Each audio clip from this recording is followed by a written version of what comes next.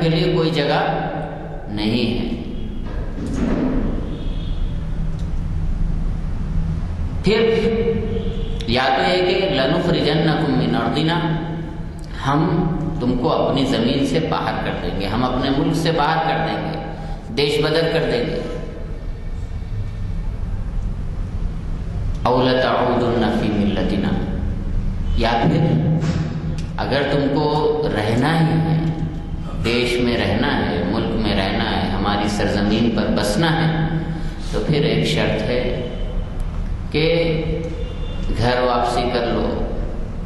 أَوْ لَتَعُودُنَّ فِي مِلَّتِنَا، ہماری ملت کے اندر، ہمارے دھارے میں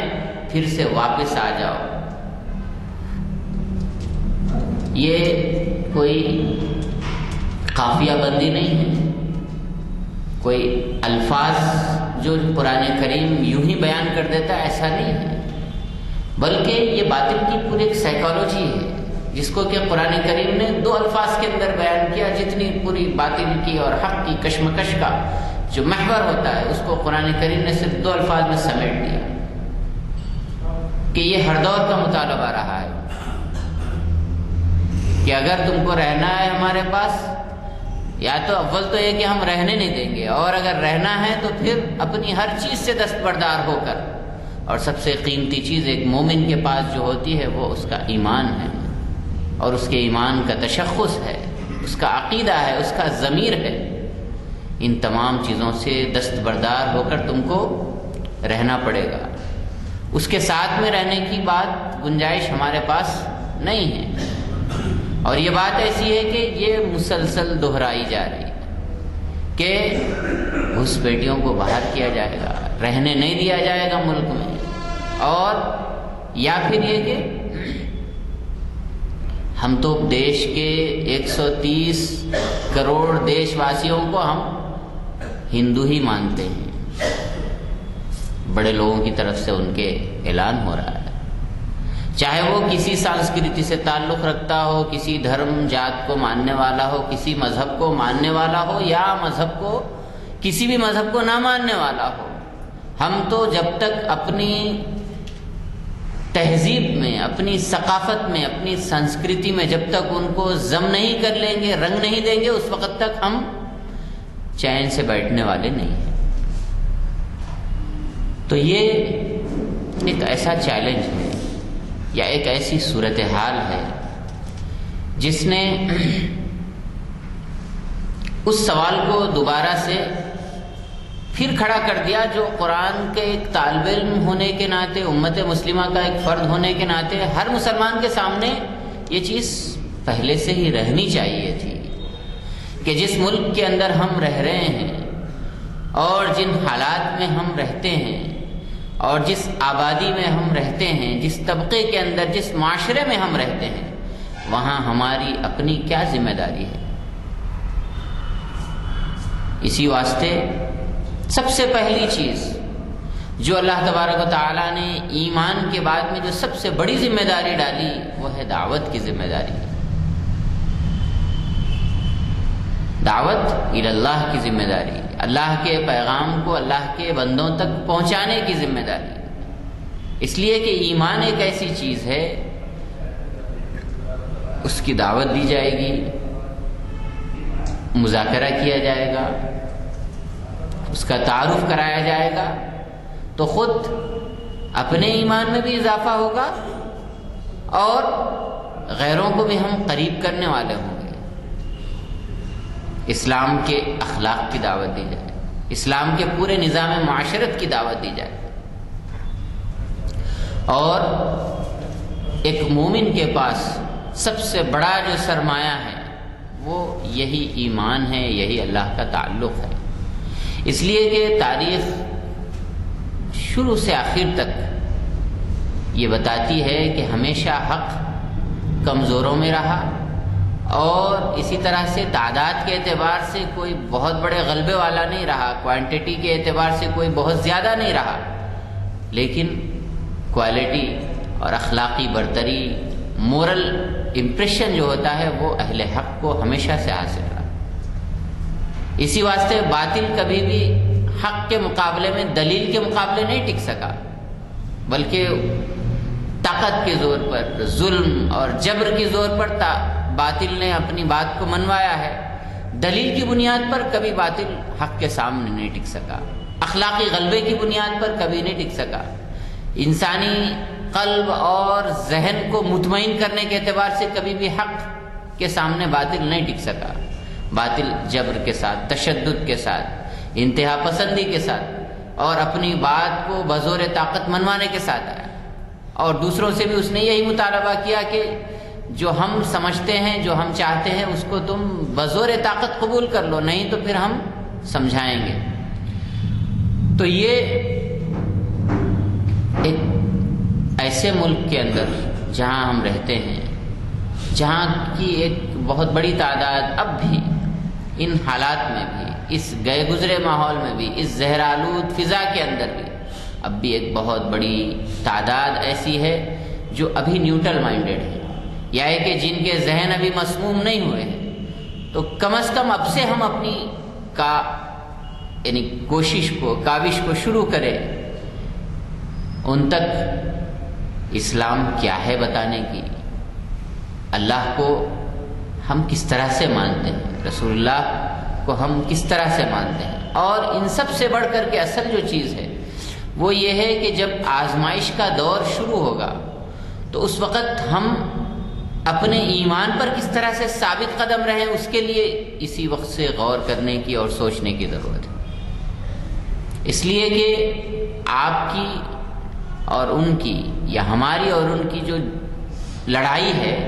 وہ صرف عقیدے کی بنیاد پر ہے، مذہب کی بنیاد پر ہے، ہماری ثقافت اور کلچر کی بنیاد پر۔ اگر اس چیز سے ہم وڈرا کر کے یا دستبردار ہو کر کے ہم ان کے دھارے میں بہنے کے لیے تیار ہو جاتے ہیں تو پھر ان کو ہمارا شدھی کرن کرنے میں کوئی دیر نہیں لگے گی اور ان کو ہم سے کوئی اعتراض نہیں ہوگا۔ بلکہ بہت سے مذاہب کے ماننے والے ایسے ہوتے ہیں جن کی اپنے اپنے مذہب اپنے گھر کے اندر ہوتے ہیں، مذہب کے خانے میں، حکومتی خانے میں اپنے آپ کو ہندو لکھاتے ہیں، اس لیے کہ دیگر فوائد سے استفادہ کیا جائے۔ کل کو میں مستقبل کا نقشہ پیش کر رہا ہوں، خدا کرے کہ غلط ہو، بالکل غلط ہو، لیکن ایک امکانی صورتحال آپ کے سامنے رکھنا چاہوں گا کہ کل کو NRC کے ذریعے لاکھوں بلکہ کروڑوں وہ مسلمان ہوں گے جن کو شہری حقوق سے محروم کر دیا جا رہا ہو۔ دوسری طرف ایک دوسری لائن لگے گی جہاں پر مسلمان کے علاوہ دیگر سب کو شہریت دیے جانے کا اعلان ہوگا، ان تمام شہری فوائد سے آراستہ کرنے کا اعلان ہوگا۔ تو بتائیے کہ آزمائش کے اس دور میں جہاں صرف آپ کے نام کی وجہ سے، آپ کے مذہب کی وجہ سے آپ کے ساتھ امتیاز بڑھتا جا رہا ہوگا اور آپ کو یا تو اس خانے میں آنا ہے یا پھر اس خانے میں جانا ہے، تو اس وقت کتنے قدم ایسے نہیں ہوں گے جو ڈگمگا جائیں گے، کتنے ایسے مصلحت پسند ہو سکتا ہے کہ ایسے وجود میں آ جائیں کہ بھئی اپنے مذہب کے معاملے کو اپنے گھر تک محدود رکھیے، آپ عبادت کیجئے، اسلام کے احکام پر عمل کیجئے اپنے گھر میں، باہر میں آپ اپنے آپ کو غیر مسلم لکھا دینے میں کیا حرج ہے بھئی؟ اللہ نہ کرے، اللہ نہ کرے۔ جیسے دیگر بعض مذاہب، میں نام خیر لینا نہیں چاہوں گا، لیکن ہوتے ہیں بہت سے ایسے مذہب کے ماننے والے ہوتے ہیں جو بعض مخصوص سرکاری مراعات اور فوائد حاصل کرنے کے لیے مذہب کے خانے میں اپنا نام وہ تبدیل کر دیتے ہیں، باقی نہ ان کے نام میں کوئی تبدیلی آتی ہے، نہ ان کے کلچر میں کوئی تبدیلی آتی ہے، نہ ان کی ثقافت میں کوئی تبدیلی آتی ہے۔ آپ ان کے نام، حلیے، رہن سہن کسی اعتبار سے نہیں پہچان سکتے کہ یہ کس مذہب کے ماننے والے ہیں۔ اور ایسا ہو چکا ہے اس ملک کے اندر بھی، دنیا کی تاریخ میں بھی۔ اسپین کے اندر جب مسلمانوں کی حکومت کا خاتمہ ہوا، اس کے بعد میں پھر وہاں جب مذہبی سختیاں بڑھیں اور طرح طرح کے نئے نئے قوانین مذہب کی بنیاد پر، جو یورپ آج اپنے آپ کو بہت لبرل اور مذہب بیزار اور اس طرح سے بہت ہی ایک آزاد معاشرہ باور کراتا ہے، جبکہ اس کی تاریخ اتنی ہی زیادہ تاریخ ہے ہر اعتبار سے۔ تو اسپین کے اندر جب یہی صورتحال ہوئی کہ مسلمانوں کے مذہب پر یا مسلمانوں کے مذہبی شعائر پر پابندی لگی، یہاں تک کہ جب یہ پابندی بڑھتے بڑھتے یہاں تک پہنچی کہ مسلم نام رکھنا بھی مشکل ہو گیا، تو اب ہونے یہ لگا کہ لوگ باہر تو جانسن اور ٹامسن ہوتے تھے اور گھر کے اندر وہی عبداللہ اور عبد الرحمن ہوتے تھے، اپنے مذہبی شعائر کو، اپنے مذہبی عبادات کو، وہ چیزوں کو گھر کے اندر ادا کرتے تھے اور باہر ایک لبرل معاشرے کا یا ایک عیسائی معاشرے کا وہ اپنے آپ کو حصہ بتاتے تھے۔ اور ظاہر ہے کہ یہ چیز بہت زیادہ دن نہیں چل سکتی، ایک جنریشن سنبھالے گی، اگلی جنریشن نے عیسائیت کو قبول کیا اور اس کے بعد ہوتے ہوتے جو بہت زیادہ ڈیفینسو اور بہت زیادہ مزاحمت کرنے والے چند وہ طبقے کے لوگ جو علماء وغیرہ تھے یا دیندار تھے، ان لوگوں نے چند سال تک مزاحمت کی، اس کے بعد 100 سال کے اندر باہر پورے ملک سے اسلام کا خاتمہ ہوا کہ ایک فرد بھی لا الہ الا اللہ محمد رسول اللہ بولنے والا نہیں تھا۔ تو یہ کیفیت جو اس ملک کے اندر پیدا کی جا رہی ہے اور پوری منظم طور پر پیدا کی جا رہی ہے، یعنی ایسا نہیں ہے کہ یہ کچھ اتفاقات ہیں جو اچانک سے بس دل میں آیا تو ان لوگوں نے قوانین پاس کر لیا، ایسا نہیں ہے، بلکہ پوری ترتیب کے ساتھ یہ سب چیزیں آ رہی ہیں کہ سی اے بی، اس کے بعد CAA، پھر اس کے بعد گزٹ کا نوٹیفیکیشن، پھر اس کے بعد NPR، پھر NRC، اور اس کے بعد میں پھر یہ تمام کے تمام وہ مراحل ہیں جو ان کے عزائم میں ہیں۔ لیکن اس موقع پر اصل چیز جو ہے وہ ایمان اور ایمان کے اوپر جماؤ اور اپنی آنے والی نسلوں کے ایمان کے تحفظ کی فکر، جو اس وقت ہم کو سب سے بڑا چیلنج ہے کرنے کا، جو اصل کام ہے۔ باقی دیگر اور بہت سی چیزیں، بہت سے پہلو ہو سکتے ہیں قوم میں جو کرنے کے ہیں، لیکن اصل چیز جس کو بنیادی محور جس کو آپ سمجھنے کی کوشش کریں کہ یہ جنگ کا میدان یا یہ میدان جو وجود میں آیا ہے وہ محض آپ کے ایمان والے ہونے کی وجہ سے۔ جس دن آپ اپنے آپ کو کہہ دیں کہ ہم ایمان والے نہیں ہیں، ہمارا ایمان سے کوئی تعلق نہیں ہے، تو ان کا بھی آپ سے کوئی جھگڑا نہیں، بلکہ ہو سکتا ہے کہ آپ کو کچھ زیادہ ہی مراعات اور فوائد حاصل ہو جائیں۔ لیکن یاد رکھیے کہ ایک مسلمان کے، ایک مومن کے نزدیک سب سے بڑی جو دولت ہے وہ ایمان کی دولت ہے۔ اللہ تبارک و تعالیٰ نے فرمایا ثلاث من وجد فیہن حلاوۃ الایمان، ثلاث من کن فیہ وجد حلاوۃ الایمان، کہ 3 چیزیں ایسی ہیں جو جس آدمی کے اندر پائی جائیں تو سمجھ لو کہ ایمان کی چاشنی اللہ نے اس کو عطا فرما دی، ایمان کی جو مٹھاس ہے وہ اس کو مل گئی۔ ایک تو یہ کہ اللہ اور اس کے رسول سے بڑھ کر کے کوئی چیز محبوب نہ ہو، اللہ اور اس کے رسول سے بڑھ کر کوئی چیز محبوب نہ ہو، پوری دنیا ایک طرف، اللہ اور اس کے رسول کی محبت ایک طرف، اور دوسرے نمبر پر جس کو چاہے، ظاہر ہے کہ جب اللہ اور اس کا رسول اتنے زیادہ محبوب ہو جائیں کہ اس سے بڑھ کر کے کوئی نہیں، تو پھر اب جس کو بھی وہ چاہے گا اللہ اور رسول کی نسبت سے چاہے گا۔ ان یحب المرء الا للہ، کہ اللہ کے لیے کسی کو چاہ بھی رہا ہو تو صرف اللہ کے لیے چاہے۔ اور اس کے بعد تیسری جو چیز ہے وہ ہے کہ وَأَن يَكْرَهَ، کہ ایمان کے بعد میں دوبارہ کفر کے اندر واپس جانے کو وہ ایسا ہی ناپسند کرے جیسا کہ کسی کو جیتے جی آگ میں ڈال دیا گیا ہو۔ یہی وہ چیز تھی جس نے صحابہ اکرام رضوان اللہ علیہم اجمعین کو مجنون بنائے رکھا۔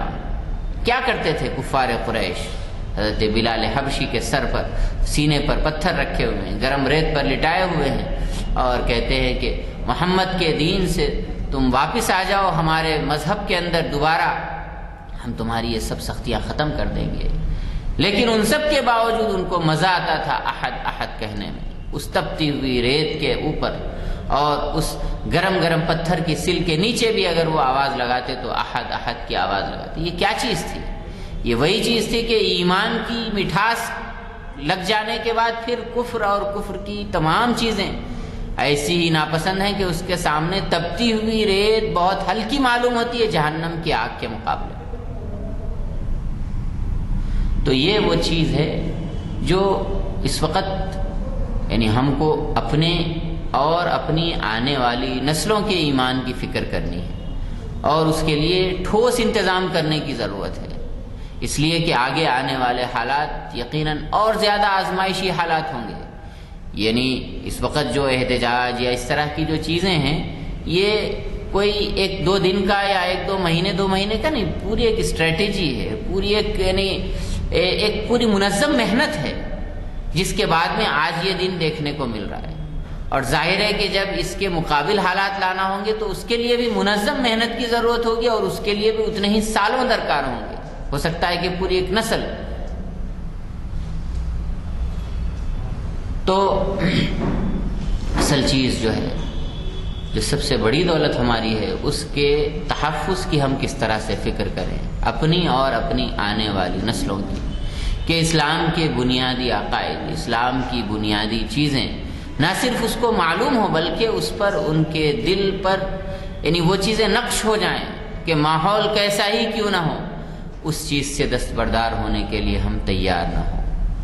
اس ملک کے اندر ہم رہنا ہے، لیکن باعزت طور پر رہنا ہے، اپنے مذہب کے ساتھ، اپنے تشخص کے ساتھ، اپنی عبادت اور اپنے شعائر کے ساتھ ہم کو یہاں رہنا ہے۔ اس یقین کے ساتھ میں ہم کو آگے بڑھنے کی ضرورت ہے۔ اور باقی یہ کہ ارتداد کی جو لہر اس ملک کے اندر بھی آج سے تقریباً 100 سال پہلے شدھی سنگٹن کے نام سے آریہ سماجیوں کی جو تحریک چلی تھی، گاؤں کے گاؤں، ہم تو یہ سمجھتے ہیں کہ ہم جس ماحول میں رہ رہے ہیں، بھائی یہاں دیکھیے نماز کے بعد لیکچر ہو رہا ہے تو بھی اتنی بڑی تعداد یہاں موجود ہے، نمازی ہے گاؤں میں، شہر کے اندر، اور ہر روز کہیں نہ کہیں جلسہ ہو رہا ہے اور یہ سب ہے، تو ہم سمجھتے ہیں کہ ہمارا دین محفوظ ہے اور ہم محفوظ ہیں۔ اصل فکر کرنے کی ضرورت ہے ان دیہاتوں میں، ان گاؤں میں، یا ان بستیوں اور آبادیوں میں جہاں پر کم تعداد کے اندر مسلمان رہتے ہیں، جہاں کے مسلمان ایک مقامی معاشرتی دباؤ کا شکار رہتے ہیں، تو وہاں تک ان افراد کے ایمان کی بھی فکر کرنا یہ ہر مسلمان کی ذمہ داری ہے، ہر ایک کلمہ گو کی ذمہ داری ہے کہ ہر ایک کے ایمان کی فکر کرے، کس طرح سے ان کے ایمان کو بچایا جا سکتا ہے اس کی کوشش کرے۔ ورنہ تو شہروں کے اندر تو شاید حالات ٹھیک نظر آئیں گے، ابھی نہیں ہوگا، لیکن گاؤں دیہات یا جہاں پر بہت کم تعداد میں مسلمان ہیں، وہاں پر اس چیز کو بہت زیادہ سوچنے کی ضرورت ہے کہ جہاں کا معاشرتی دھارا بالکل مکس ہے، وہاں پر اس چیز کو دیکھنے کی ضرورت ہے کہ کل کو گاؤں والے ہی کہہ دیں کہ ارے بھائی کیا ہے مسئلہ، کون آئے تم کو بچانے کے لیے، چلو اسی میں شامل ہو جاؤ، شہریت ملنا ہے نا تو اسی میں شامل ہو جائے، اپنا نام لکھا دو، بھائی باقی سب اپنا کرتے رہو، نماز پڑھو، تم دعا کرو، سب کرو، اس میں نام لکھا دو۔ تو اس طرح کی جو کوششیں شروع ہوں گی، بلکہ علی اعلان اس کا ڈنکے کی چوٹ پر اعلان بھی کیا جا رہا ہے، اور وقتاً فوقتاً ایسی آوازیں لگتی رہیں، تو اس لیے سب سے زیادہ ضرورت اپنی آنے والی نسلوں کی، اسی طرح سے گاؤں دیہات کے اندر جو مسلمان ہیں ان کے ایمان کی ہم کو فکر کرنا چاہیے، اور اس کے لیے جس حد تک جو آدمی جس طرح سے اس کا انتظام کر سکتا ہو وہ کرنے کی کوشش کرے۔ ذاتی طور پر ہم جا کر کے کر سکتے ہوں، ٹھیک ہے، یا کہ ایک گاؤں کی ذمہ داری لے، اگر اللہ نے کچھ دیا ہے آپ کو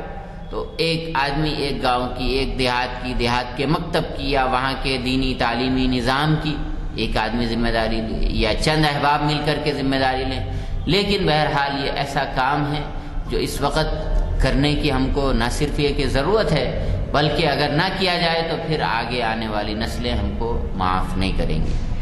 اور یہ کوئی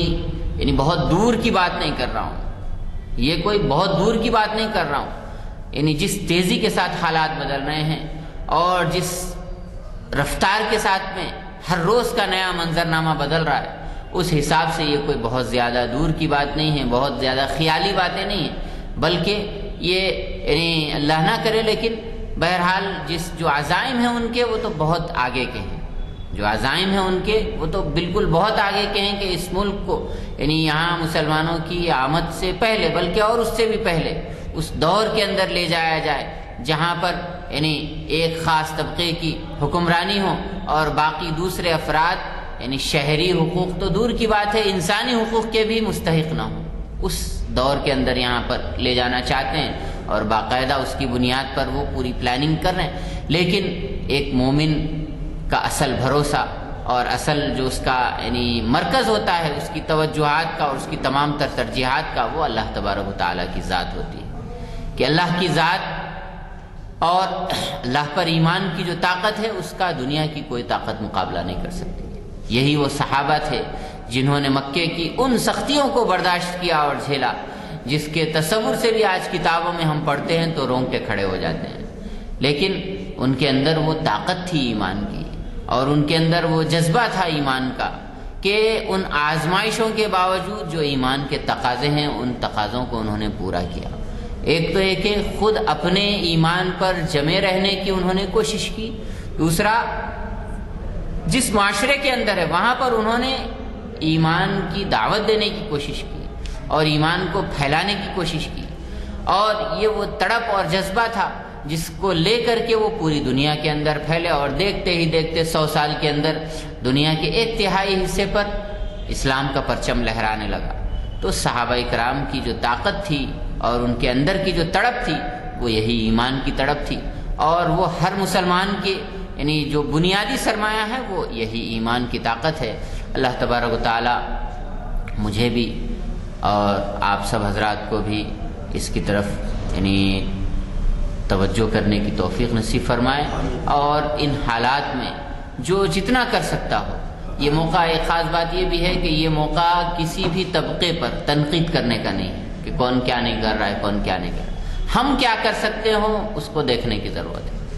ہم جتنا کچھ کر سکتے ہوں وہ کرنے کے لیے آگے بڑھیں، اس وقت اس کی ضرورت ہے، ورنہ اگر ہم تنقید کرنے میں رہ جائیں گے تو پھر دنیا اور آگے نکل جائے گی، حالات اور ہاتھ سے بے قابو ہو جائیں گے۔ تو اس وقت یہ ہے کہ ہم جو کچھ کر سکتے ہوں اس کرنے کے لیے آگے آئیں، یہ موقع اس کا ہے، ہم آگے بڑھیں، اور جتنا کچھ اگر ہمارے بس میں پوری بالٹی ڈالنا نہیں ہے اس آگ کو بجھانے میں، ہمارے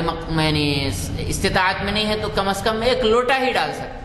تو لوٹا ہی ڈال دے آدمی، ہر آدمی اپنے حصے کا کام کرے، کیونکہ جب آگ لگتی ہے تو پھر کوئی فائر انجن کے آنے کا انتظار نہیں کرتا کہ فلاں ڈپارٹمنٹ والے آئیں گے تو اس کے بعد میں آگ بجھائیں گے، بلکہ ہر آدمی اپنی کوشش کرتا ہے۔ جس کے ہاتھ میں بالٹی ہے تو وہ بالٹی سے ڈالے گا، جس کے ہاتھ میں لوٹا ہے تو وہ لوٹے ہی سے ڈالے گا، کچھ نہیں تو پھونک سے بھی مار کے اپنی استطاعت کے حساب سے جس قدر آگ کو بجھانے کی کوشش کر سکتے ہوں کرنے کی ضرورت ہے۔ اور اسی طرح سے ایک اور اہم بات جو اس وقت میں یعنی ان حالات کے نتیجے میں ہوئی ہے وہ یہ ہے کہ یہ بات طے ہو گئی کہ ہم نے تو آپس میں ایک دوسرے کو کافر اور مشرک اور فلاں کئی تقسیمیں ہم نے کی، لیکن اس بل نے سب کو اکٹھا کر دیا کہ آپ سب کچھ بھی ہوں گے آپس میں، لیکن ہمارے سامنے ہمارے نزدیک آپ مسلمان ہیں، یعنی گویا کہ نہ چاہتے ہوئے بھی ہم کو اتحاد کی پٹری پہ اس نے ڈال دیا۔ تو اس وقت یہ موقع اتحاد کا بھی ہے کہ ہم اختلافی جتنی بحثیں ہوں، جو کچھ بھی، ان سب کو کم از کم ایک نسل تک تو اس کو ہم اٹھا کے رکھ دیں اوپر، کہ اس وقت ان پر بحث کرنے کا موقع نہیں ہے، بلکہ اس وقت جو اصل کام کرنے کا ہے بحیثیت امت مسلمہ کے یکجٹ ہو کر کے جو ہم کر سکتے ہوں، اور اتحاد کا، اپنی طاقت کا اور اپنی یکتائی کا جو موقع یعنی جو مظاہرہ ہم کر سکتے ہیں اس کے لیے ہم کو آگے آنے کی ضرورت ہے۔ اللہ تبارک و تعالی مجھے اور آپ کو سب کو ان باتوں پر عمل کرنے کی، ان حالات کو سمجھنے کی توفیق نصیب فرمائے۔ وآخر دعوانا ان الحمدللہ رب العالمین۔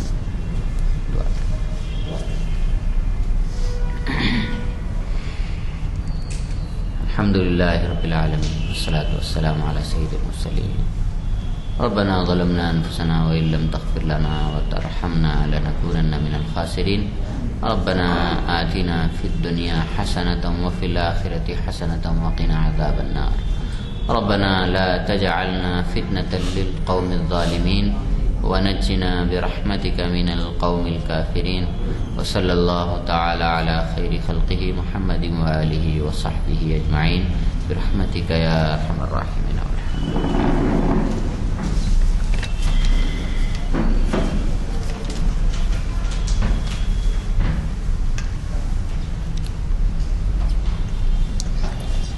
الحمدللہ آپ نے بڑا جامع جو ہے لیکچر سنا اور ماشاءاللہ سے ایمان اور اس کے تقاضوں کے اوپر جو ہے کافی روشنی ڈالی گئی. میں آپ کی توجہ ایک آیت کی طرف کروانا چاہتا ہوں. وہ ہے سورہ توبہ کی 126ویں آیت، جس کے اندر اللہ تعالیٰ فرماتے ہیں کہ کیا تم نے نہیں دیکھا، کیا تم اس بات سے واقف نہیں ہو کہ اللہ تعالیٰ تم کو سال میں 1 مرتبہ یا 2 مرتبہ آزمائش میں ڈال کر تم کو دیکھتا ہے، اور وہ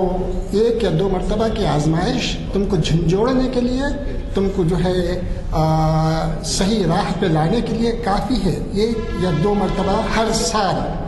اور کیا تب بھی تم توبہ نہیں کرتے؟ کیا تب بھی تم نصیحت قبول نہیں کرتے؟ یہ جو ہے بات کہی گئی ہے. تو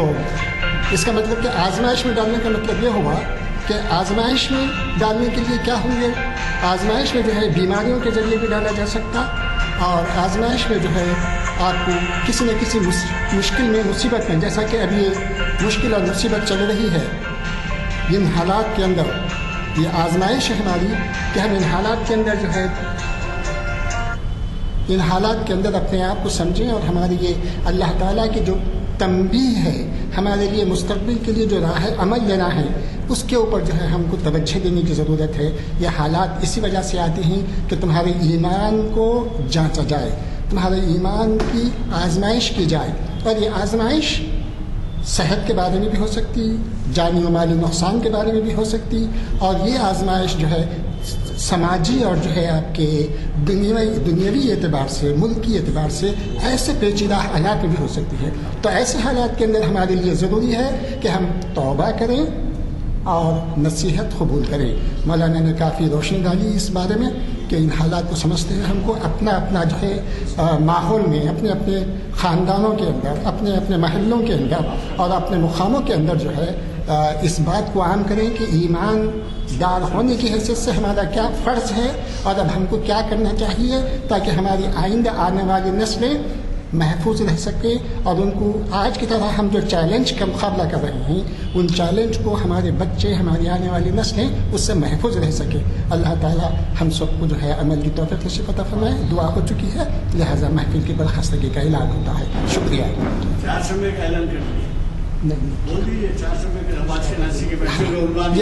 اقبال شناسی کی محفل ہوگی چہارشنبے کے دن. آپ لوگ ضرور تشریف لائیے، جس کو جو ہے بہت بڑے اسکالر لقاء الحق صاحب جو ہے اس کو مخاطب کرنے والے ہیں، اور اس کا عنوان جو ہے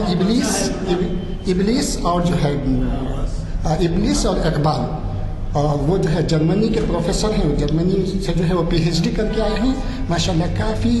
علوم کا ذخیرہ ہے ان کے پاس. آپ لوگ سے گزارش ہے کہ مستفید ہوں اس سے، اور جو ہے ہر کو بھی آپ تشریف لائیں، اور اپنے ساتھ جو ہے دوسرے نوجوان لوگوں کو خصوصی طور پر نوجوانوں کی توجہ سے مبذول کروائیں اور ان کو ساتھ لیتے آئیں. خدا حافظ. السلام علیکم.